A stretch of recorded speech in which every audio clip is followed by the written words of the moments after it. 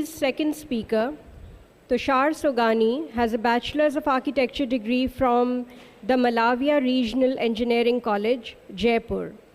He has held several important positions throughout his career, currently serving as the chairman of the Indian Institute of Architects, Rajasthan chapter, the chairman of the Arcasia Committee on Green and Sustainable Architecture, and the co-chairman of ASSOCHAM, Rajasthan State Development Council. Our featured architect is a true leader in the field. In addition to his leadership roles, he has been appointed as a member of the Board of Experts formed under the building bylaws of the state. He is also an associate member of the American Institute of Architects and a member of Fire and Security Association of India, an Institute of Indian Interior Designers. As an expert in his field, he also contributes to the industry through his involvement with the editorial board of the Journal of IIA and as an advisor editor of Glitz Magazine. Outside of his work, he is an ardent Rotarian, demonstrating his dedication to serving his community. He has been conferred several awards recognizing the volume of his professional works. To name a few, he has been awarded as Most Promising Emerging Architect by CREDAI, Best Sustainable Architectural Practice by Danik Bhaskar, Best High-Rise Building Architect by ZTV Group, Outstanding Concrete Structure and Dream Home Designer by Ultratech Cement, India's Top 50 Phenomenal Architects by Interiors and Decor Magazine. Tushar, we welcome you to IAPEX 2023 as a speaker. Tushar will be joining us live from India. Thank you. Good afternoon. Am I audible? Am I audible? Yes. Okay. Good afternoon. Greetings from India. I was too desperate to come to Karachi, but because of certain unforeseen reasons, couldn't make it.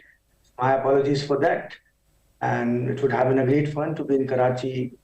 So I'll start with my presentation. Can I have the sharing rights, please? Yeah, I have. Okay. Is my screen visible? Yes. Okay. Just making it full screen. The screen visible? Yes, it is. Okay.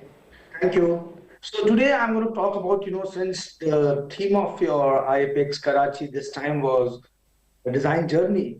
So I took this opportunity, trying not to actually go and introspect about my design journey, how it started, what were the forces behind it. So I basically categorize it into three different categories.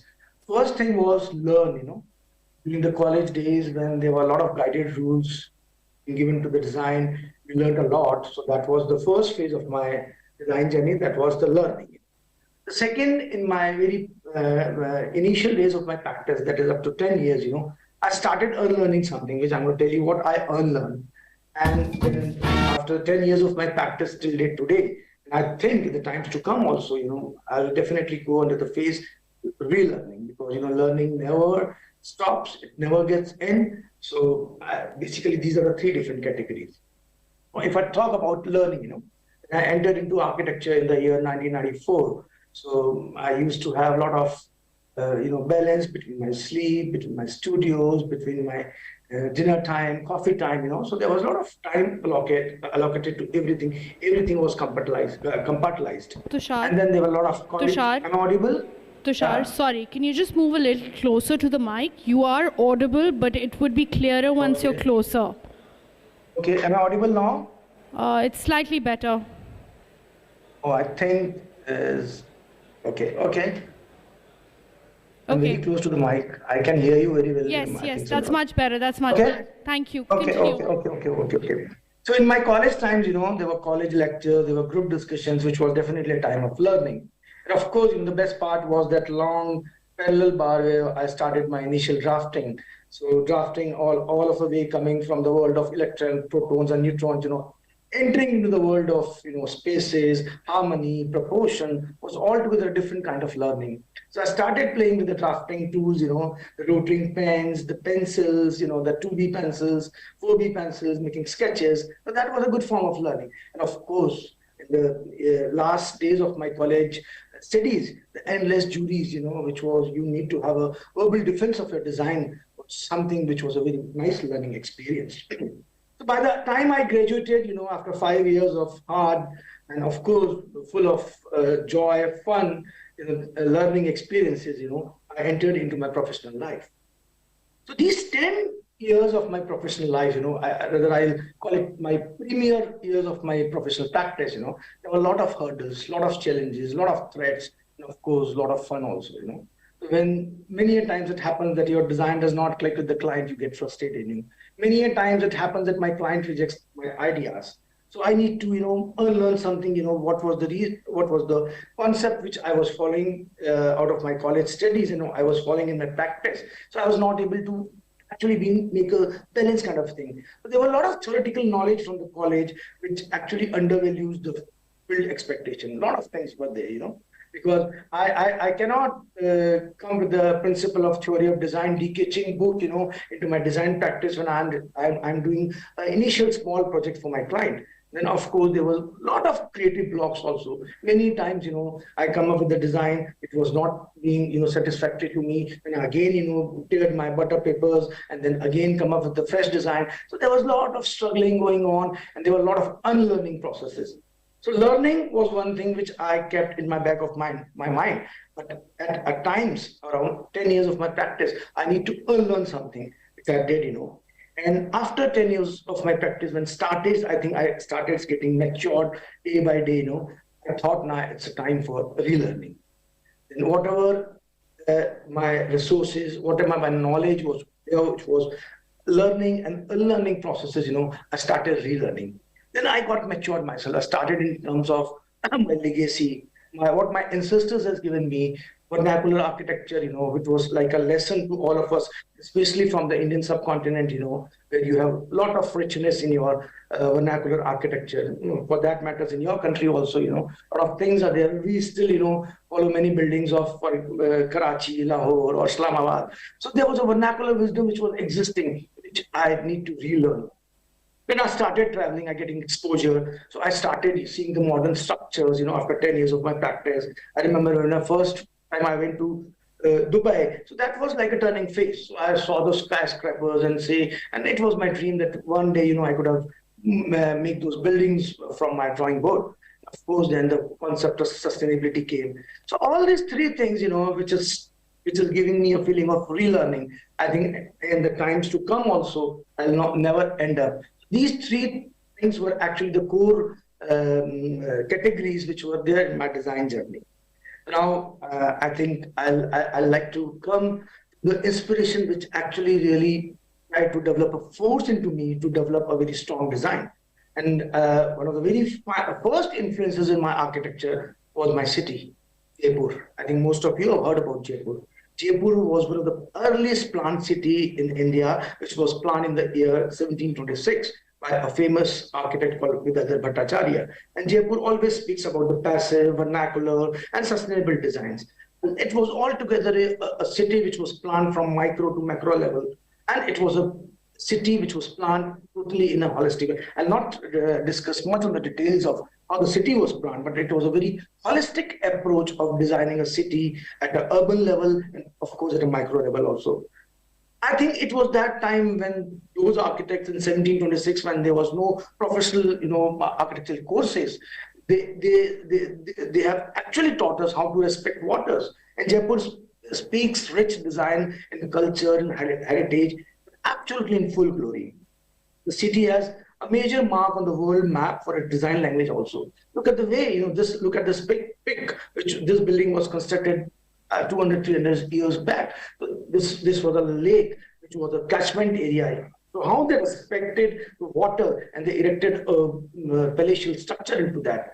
I think this is what we need to learn. Vernacular wisdom, our ancestors, our legacy has a lot to give to us and which we need to adopt in our design. So they were the basically important influences in my design. Now, when I came to practice, did a lot of projects. We are almost a multidisciplinary firm, which to our kitty almost we have about 60 million square feet of projects, which we are on the verge of completion. So very versatile kind of work we used to commission. I like to throw light on a few of my projects, and I got this opportunity by IAP to explain me about my projects. It's this thing. So I'm going to actually cover, because of the shortage of time, I'll cover only 5 projects out of my credits. First is the Hotel Raffles, that is a ultra lux group of Accor Group, which almost structure is completed, and we have just started with the interior fit outs, and it's going to be soon delivered in next 3-4 months. Next project is the ISKCON Temple, one of the highest temple in India. It's a height of 75 meter high. It's a temple with good modern, traditional, and vernacular elements. And I'm going to talk about one residential apartment, which has actually come from my bottom of my heart, designing and Mansion Royal and Lakeview Towers. So it's going to start. It's not started, this project. So first I want to talk about Hotel Raffles. Hotel Raffles is located in Jaipur, and when the client came to us, they were already owning the Fairmount. So it was next to the Fairmount property, the owners were the same. So they were very clear that they wanted to come up with a very clear design of Rajputana style of architecture. So I studied the building. This is Albert Hall, which I know, I think many of you must have seen this building. So I realized whenever we need to follow a language of Rajputana style of architecture, there are certain elements which need to be understood very clearly. Always these buildings look to be very symmetrical. The usage of elements like chhatris, jharokas, and there was totally a symmetrical architecture. So I did certain case studies, that's how when we follow this design language, what were the principles which were being adapted by my ancestor, which actually has given a lot of sustainable and timeless architecture. The symmetry was one thing, with the usage of these elements which came into my mind. But when the site was, I studied, most of you have seen this picture, But this was another inspiration. I realized that when you follow the principle of this design language, it's not necessary the building, one fascia can be symmetrical, but if I see in terms of the overall facade, not necessarily it has to be symmetrical. So there has to be a balance. I learned from this building, and this is how you can see that what I try to replicate a few of the design features into my this built form of Raffles architecture. I'll just give you the background, So there was always a Fairmount hotel which was existing. It was done some 10 years way back. And next to that, my client came up with Hotel Raffles. So this was the site. The left-hand part was the Hotel Fairmount, and the right-hand side was the site which I need to work upon. So the site was very irregular. Then it came to my mind that I cannot, following this design language, I cannot actually come up with a very symmetrical kind of architecture. So this was the very initial sketch which I came. So there were the elements, of the Rajputana style of architecture, but I realized since the site is totally asymmetrical, there is no access being defined to the entry of the site. So I tried to make a sketch, which actually follows all the elements of architecture. It was totally asymmetric, the elements were asymmetric. Then I realized through my sketch that yes, this is balance. And the major constraint given to us was the structure. If you see, are you able to see my slides? Are my slides visible? Yes. So this was the design constraint before us, There was an existing structure, this structure, and then my client gave me a flexibility whether you want to knock down this structure or you want to redo entirely in a different fashion. I don't know, it became an inspiration to me because I was really fascinated by this small, it was just hardly a 600 square foot structure, which was in-housing their actually laundry of Fairmount, So I thought, why not to retain this and follow the design language as per this architecture form, which was already existing there. So I started making my form as per this structure. And these were the different phases of my architecture. So following the same retained structure, I followed with the rest of the buildings, And this is how, if you can see on the left-hand side, this is how it is came. If you see on my cursor, this was the existing structure, and these were the new structure which we erected. These are the actual pics. The building is almost on the verge of completion. This is the view of my building. This is the picture of my building which I took from the Fairmount, and the project has been built on the same site as I mentioned. The existing hotel as Fairmount, and the union of two buildings is marked by a courtyard. So there was a courtyard in between, much like the earlier plans of palaces. Always palaces used to plan like this. There was a courtyard, then there was another build form, there was another build form to it. And I realized that, I tried to correlate the entire thing. That since I was giving the design brief by my client, that it has to be low rise, it has to be a very subtle kind of interior. So I correlated. The two buildings has been marked by a courtyard. As I said, the older building Fairmount being more robust, and it was more manly, it was more masculine, So it became the male part of the entire complex. So we call it Mardana.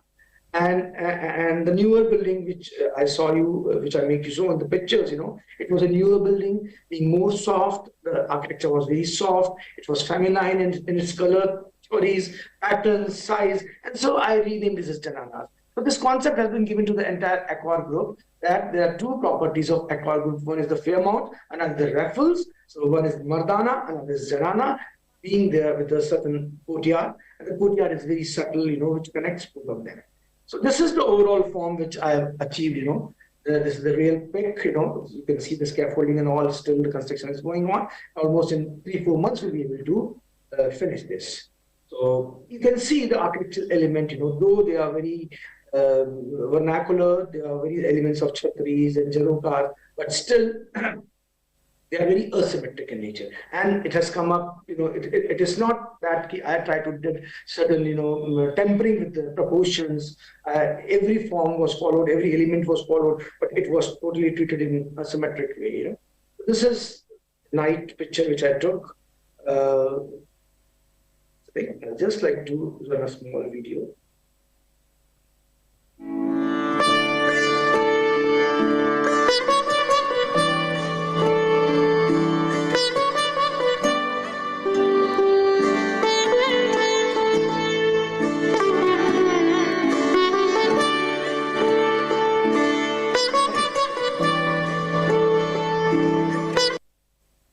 So you can see, I tried to use certain monolithic structures, and there was a lot of fun, treating the different materials. So this was the entrance gate.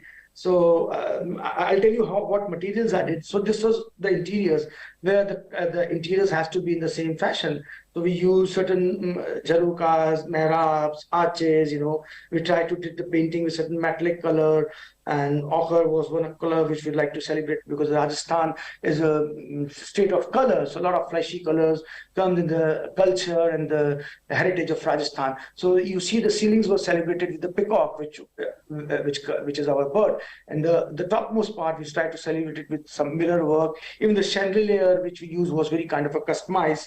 So this was the writer's bar. Since it was a very ultra-lux property, they are selling one room for more than $1,000 per night. So they don't need a very loudy bar. So they need a very subtle writer's bar, where the guest can come and feel the experience and can actually relax. He can go to the library. He can have a very kind of a relaxing environment around him. So the colors were, not very bold, but the artifacts which we used were of bold color. But we tried to play with certain pastel colors. Look at the way we have tried to take the mehrabs. Behind them there was again a metallic artifact. And there was a staircase which is going up to the cellar, wine cellar. So there's nothing there. Just if you want to enjoy certain wines of your choice, you can go up and pick the wine. This from the another angle, this is the writer's bar. And we have completed the few of the interiors. This is the front lobby. So this is how we have treated with the artifact. Yet the building is yet to hand over to the operators. I think next 3-4 months we'll be handing over the operator. So we used a very local material, Kota stone, So which was like client was really, he always wanted to have a Italian or maybe Italian marble floor, but we were very reluctant in using that. We thought we have to be very local and of course at global. So we tried to play with this locally available Kota stone, and we did the diamond polish on that. So now, yes, the material, which was see. So there was a lot of cost constraint also, So wherever we were very confident that we were not able to cut down the cost. So my per room costing is coming out to be more than 2 crore rupees, Indian rupees. So according to them, that was huge amount. So, but my client gave me all the flexibility. So we use a lot of monolithic stones also, and we try to use a lot of RCC works for making this arches and artwork and the ornamental work, which client agreed because I always wanted to do it in stone, but I realized that there was a lack of time and lack of workmanship. So the time was a major constraint along with the cost. So I did that in RCC work. If you see those window mihrabs, and this monolithic pillars were used in stone. So this was the construction phases which I undergone, and I used certain GRC material also. When the coat, which was which was very much repetitive in the module. So I use of some GRC work and getting this ornamental work. If you see just behind the scaffolding, and wherever I need to use the monolithic stone pillars, I use that. So these were the jalis which we used, the auto bodies, where we used the monolithic stone pillars, which were actually coming out, standing out the white color of the entire facade. And the white color facade was cladded with the very small size marble tiles, which was locally available here in Rajasthan. So, and the entrance, I tried to do it in the rusty color, which is called the Shivpuri mint, a stone which comes from the Shivpuri area of Madhya Pradesh. So it enhances my entry, and all of a sudden I see the entire white facade. These were the elements, in the due course of my construction. So this is how an internal court was there, very small court. It's come up. And my landscaping consultant were from Thailand. So this was all about this project, and I was pretty happy to hear that when Interwood was explaining one of their projects, I just saw that they used one of their product in hotel raffles. I don't know which raffles it was. I was happy about it. Now, next project which I'm going to explain is about the ISKCON temple in Jaipur. It's half done. So I'll just share the visuals with you. This is one of the tallest temples in the country. So a lot of different materials with the glass, with certain parametric forms, and of course traditional. So it is a good amalgamation of traditional, modern, and parametric architecture. And clients, since they were comes from a very society section of the society, they all are IITians and they are graduates from the MITs and all. They were very happy when I told them that I'm going to use glass in the temple, because in our Hindu temple normally we never ever use glass, because this is how the design language was there for last so many years. We tried to create certain experiments that the entire two shikhars, we are going to use the glass on one side and solar panels on the other side, so that it gives actually a source of renewable energy to me. And on one side, it's going to give me a clear, diffused light from the north side. So this was the front entrance, wherein I hired certain Sompuras architect. Sompuras are the people who actually can play with the religious depicts, which I'm very bad in. So with different leelas of Lord Krishna, how it's celebrated. So they help me with those carving and artwork and everything, So we try to work out certain details with them. So I'll just share my another.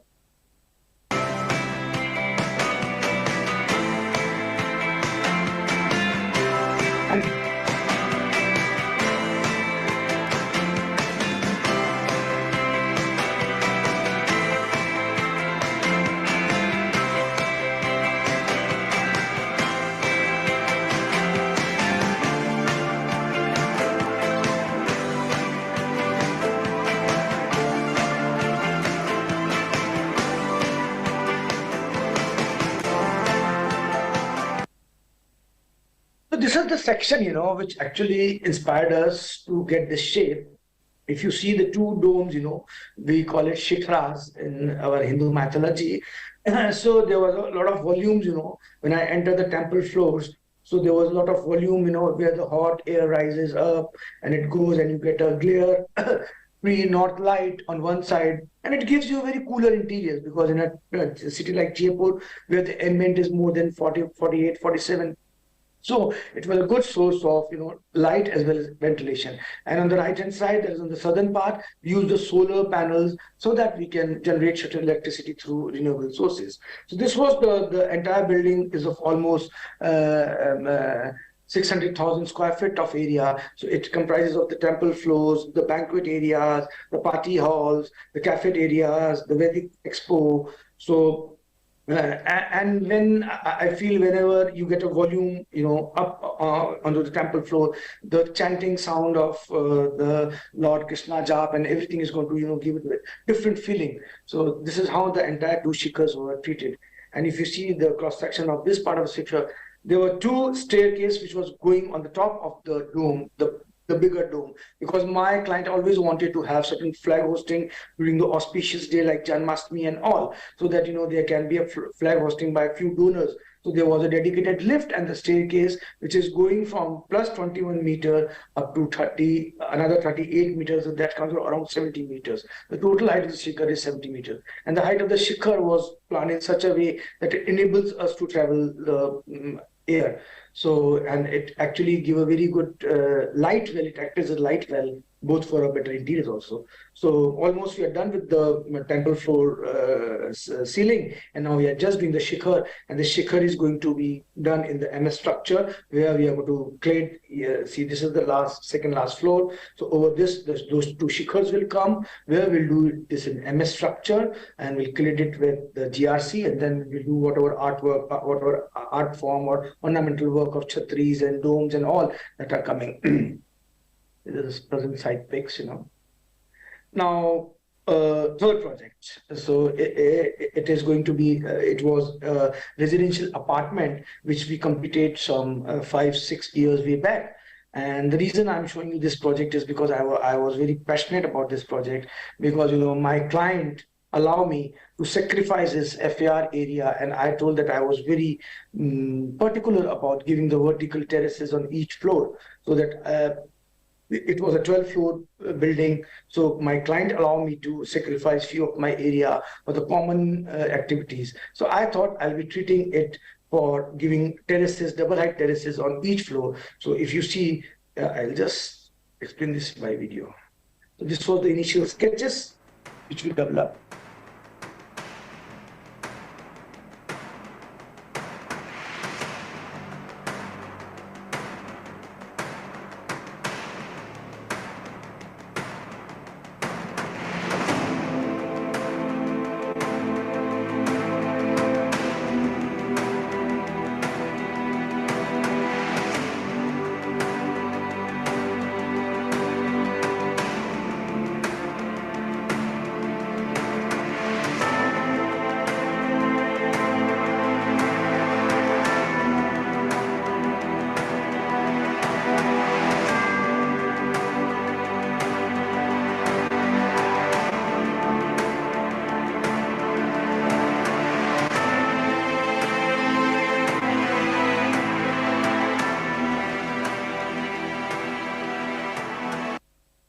So the amenities were celebrated on the vertical area. Normally, all the amenities in a residential apartment you celebrate on the ground floor or the lower level. We took the liberty from the client to celebrate our pool, infinity pool on the top, and the club area on the top. And the best part was the terraces. Just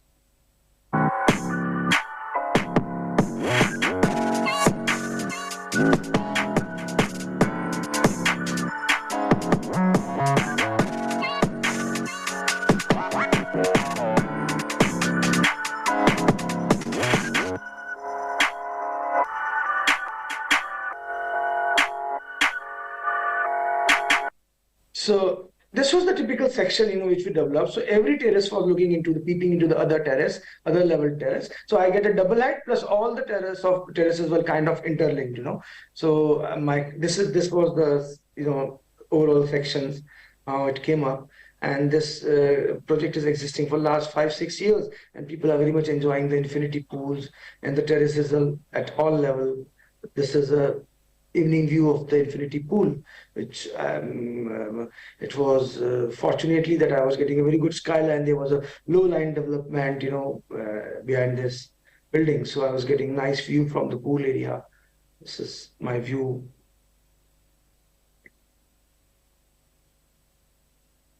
So when sometimes you become very happy when the client likes this, gives you flexibility where they are ready to, you know, especially the developers are ready to give you the flexibility to cut down the FAR area. So you becomes happy. So now another project, which is almost the construction has been done, is this Mansion Royal. It is just bang opposite to Jaipur Airport. So this is absolutely in a neoclassical style of architecture, and one block is dedicated to a hotel, so which is Planet Hollywood Hotel. So it's a 250 keys, and another is the very high-end condominiums. All the flats are duplex. I'll show you the interior view, the actual pics of the flats. This is the pool, which is one of the longest pool in Rajasthan state, almost 40 meters long, which is of Olympic standards. So the pools are having both the side floating cabanas, you know, where it will add a lot to the experience of the residents.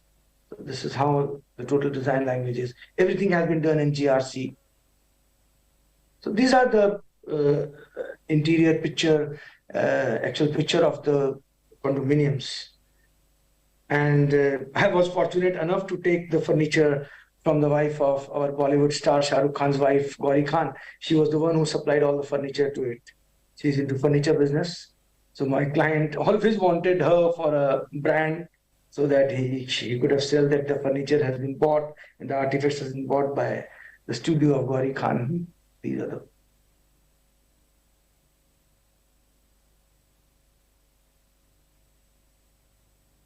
few very subtle and very minimalistic interiors without any paneling, you know, just we play with the dual finishes and the wall finishes.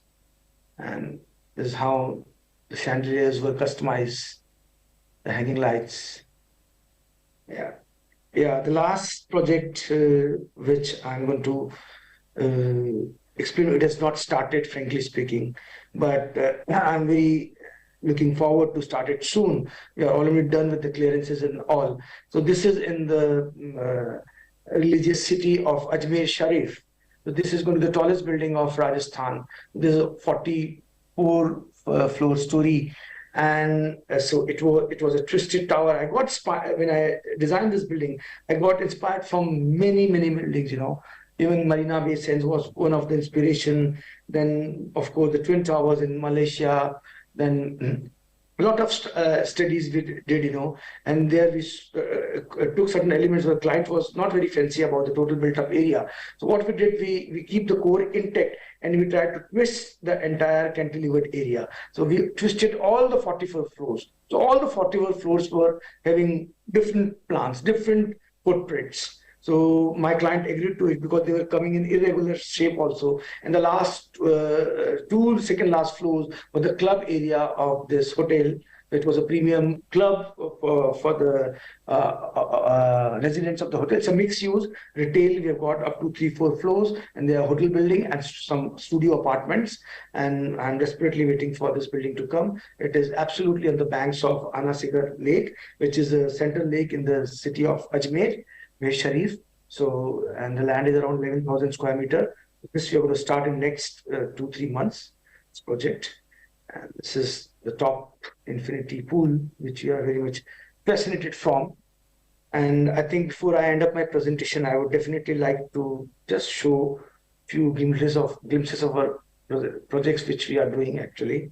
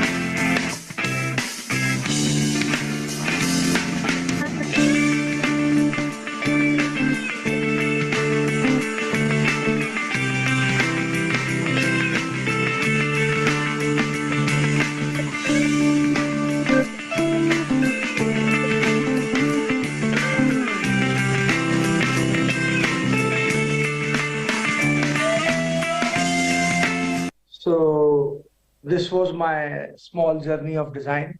So I wish everyone a very happy designing. Thank you. I suppose I was absolutely on time. Thank you, Tushar, for sharing your journey with our audience.